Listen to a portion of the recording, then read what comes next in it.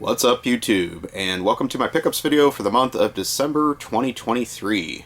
Had a pretty action-packed final month of the year, did a lot of travel actually, and got to visit Las Vegas just this last week. I just got home right before the New Year holiday, so hadn't been to Las Vegas in about 3 years, which is kind of a long time for me. I like to go out there quite a bit, and it was good to see just kind of how it had changed in the last few years, because a lot of things were different, especially even in the video game market out there. Also took a work trip to some of my new territory that I cover, which includes Oklahoma, and visited both Tulsa and Oklahoma City on the same trip about middle of the month, and then just did some travel during my own state of Missouri as well. So got to see quite a bit of things this month, and also get some pretty interesting pickups. This was a heavy month for me. I got some Grails, I got some new hardware, and I also got some things that I wasn't even expecting to find. Some nice eBay stuff too. So let's get started. First thing is, I've always felt that the holiday season is the time to get new gaming hardware. And when I say that, I don't necessarily mean brand new gaming hardware. I mean consoles or handhelds that are new to me. So typically like to get something that I've never owned before during the holidays. And this was one that I've been waiting for quite some time, probably too long, is I finally got myself a Nintendo 3DS. I had been waiting for the prices of these things to come down for a really long time, and they just don't. They've stayed really expensive. But while I was in Tulsa, I found a pawn shop that was blowing this out for like a really good price. So I was happy, finally got one. It's nothing too crazy. It's just the original model. I don't even know what this color's called. It's like a gun smoke gray, something like that. I don't know. But black, whatever you want to call it. But it's nice. I had a few games already that I've been squirreling away before I got the system, just knowing that I would eventually get one.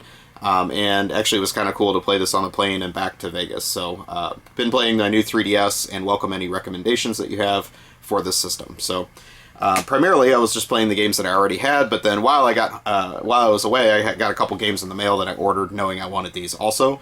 So the first one of these was Bust-A-Move Universe. Obviously I'm a big fan of anything Bubble Bobble or Puzzle Bobble related. This was one of the more recent games in the series, but I think it might have been like a launch game for the 3DS. Actually has a nice full-color manual to it, which wasn't really expecting. But this is kind of a unique entry in the series. It was developed by Eureka, which is the company that is most known for creating the Street Fighter EX series of 3D Street Fighter games. I don't really know how well they're going to do on a take a Bust-A-Move, but we'll see how it is. So anyways, happy to get this. It was very, very cheap, so no big deal, even if it's not that great. The other game I also got in the mail while I was gone.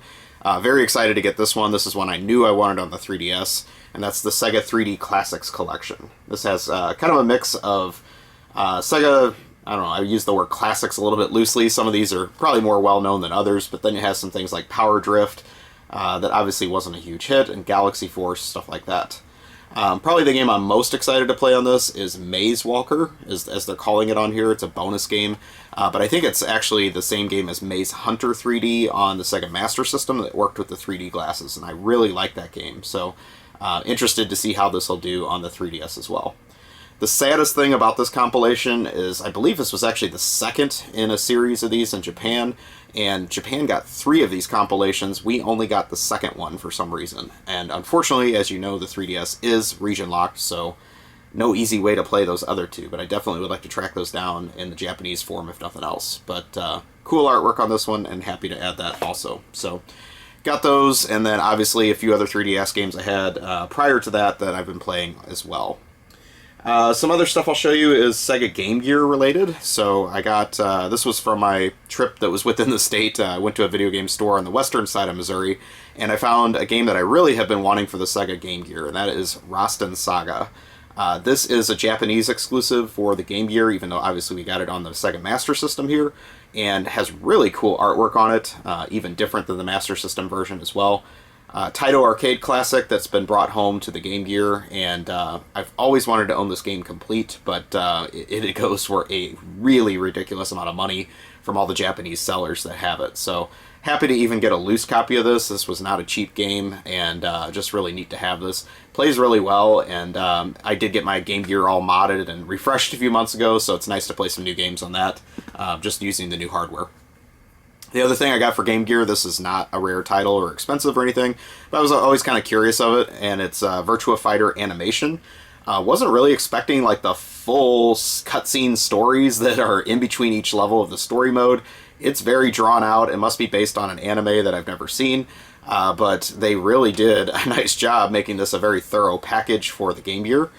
Japan even got a Game Gear hardware that is tied to this franchise. So you had like some images of some of the characters on the actual hardware itself, and I think it came bundled with the game. So obviously it was intended to be a pretty big deal, but this was a pretty late release for the Game Gear, so I don't think it was really that big of a hit in the US at least. But neat that it exists, and again, they put a lot of TLC into it. The fighting itself is kind of limited, but most of the 8-bit and 16-bit fighting games on handhelds at the time were a little lacking, and that's really no different here. Next up, I'm going to show you my Grail of the month, and this is actually my Grail probably of the year. I finally completed my US Neo Geo Pocket Color collection. I'm so excited about this because it's been a huge pain to complete a set of only 32 titles.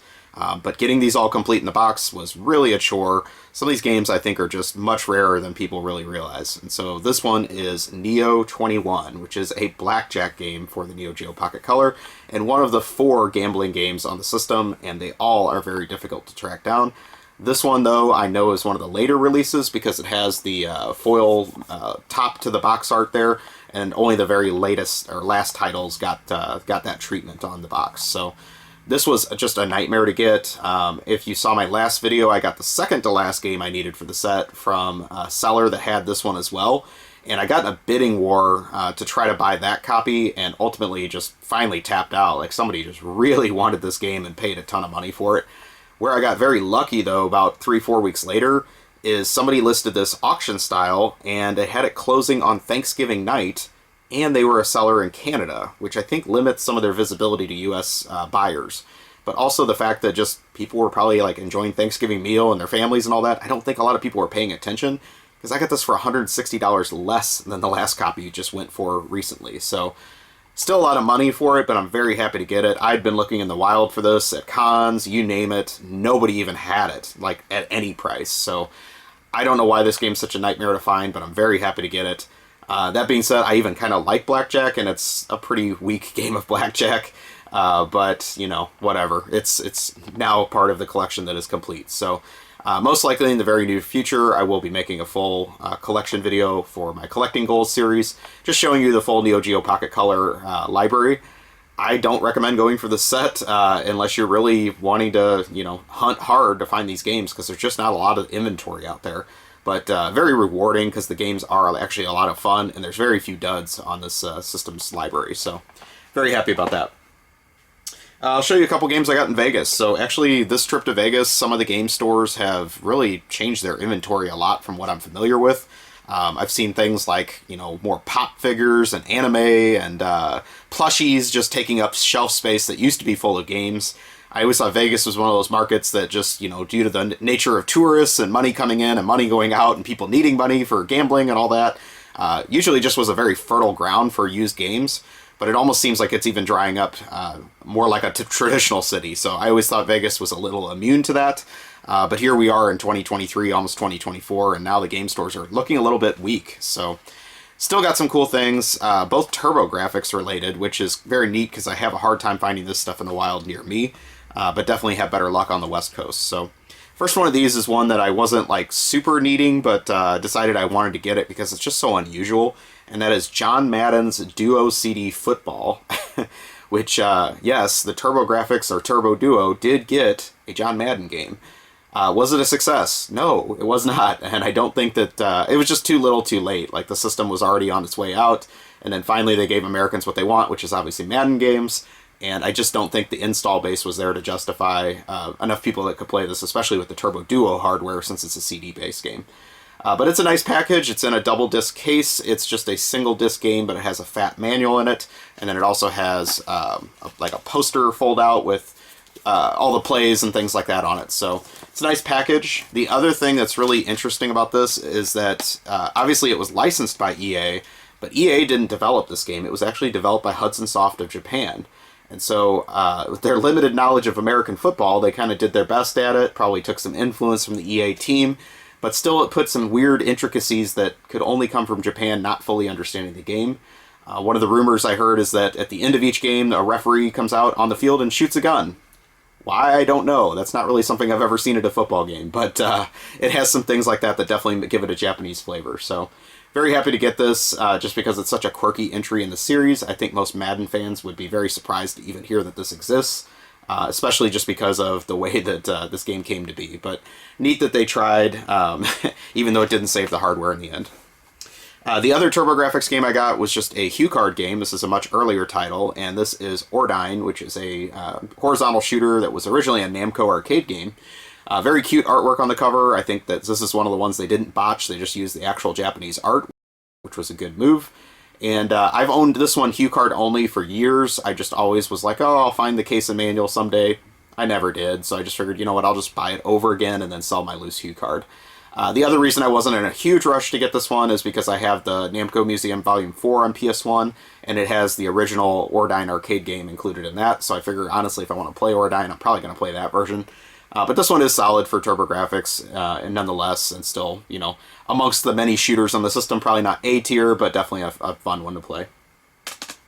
Let's talk about a couple NES box upgrades I did this month. So first one of these was one I wasn't looking for. I was very surprised to find this in a store, and very, very cheap. I think this was like $3 or $4, but it was a complete copy of Goal for the NES, which is not a rare game. However, this is a box variant that I didn't know existed. So if you look a little closer, it has this bullseye on it that says, buy Goal and Jalico will donate 50 cents to U.S. Soccer Team and Youth Soccer Association, details inside.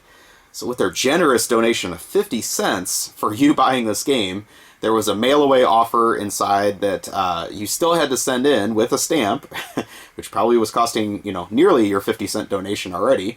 To get Jalico's attention, then they would make your donation.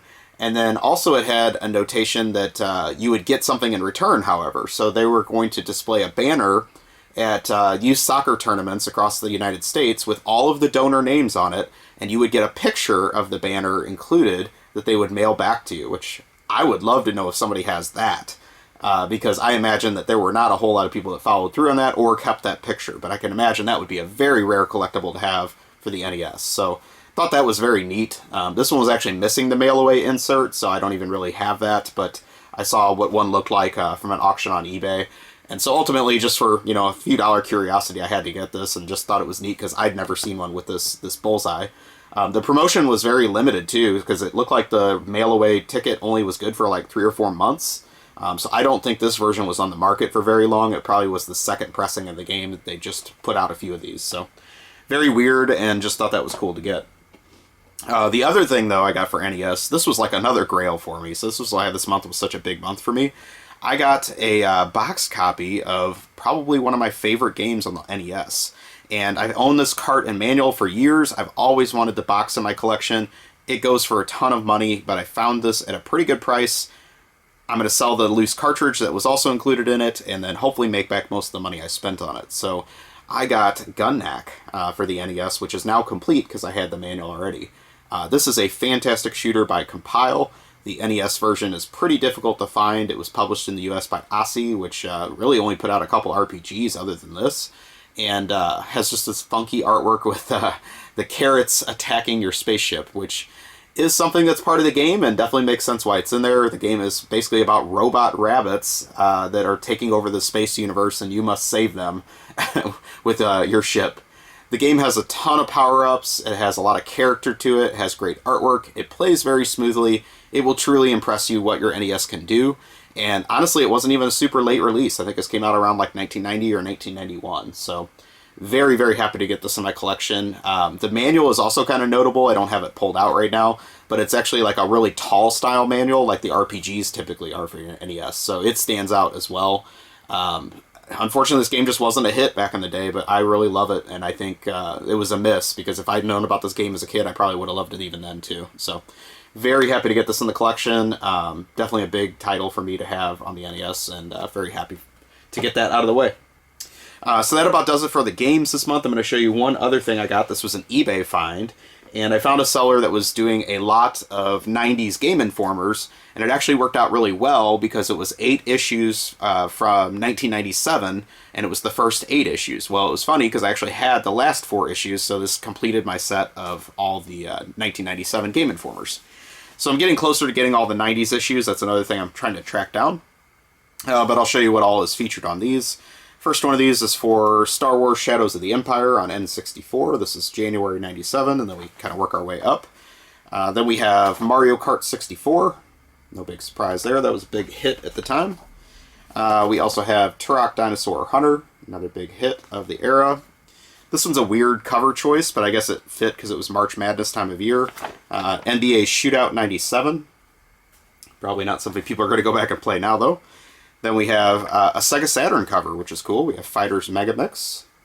Definitely one of the later titles for the system. Then we have Star Fox 64. Another unusual choice, Treasures of the Deep. Kind of a deep cut by Namco on PS1. And then the final one of these is for Oddworld Abe's Odyssey, the first Oddworld game. So very happy to get these in the collection. I like reading these. They're, really thin, but they actually pack a lot of information into these magazines. And then obviously the ties to Game Informer still being around in some form today, and also the history of them being sold in Funko Lands back in the day. So very interesting to see these. Probably the one thing I want to call out that was a really weird article in one of these is it had an interview with the drummer from Weezer, because apparently one of the editors was a fan of Weezer and just figured, like, let's ask this guy about video games. So why it didn't really fit to the magazine, but it was kind of interesting and very of its time for 1997 while they were on the Pinkerton tour, I guess. So that's about it for the month. Like I said, very happy with how December turned out, and wishing you all a very happy 2024, which is right around the corner. Thank you very much for watching. Please take a moment, like, comment, subscribe. Let me know what you think, and I will talk to you soon. Have a great day or night, wherever you are.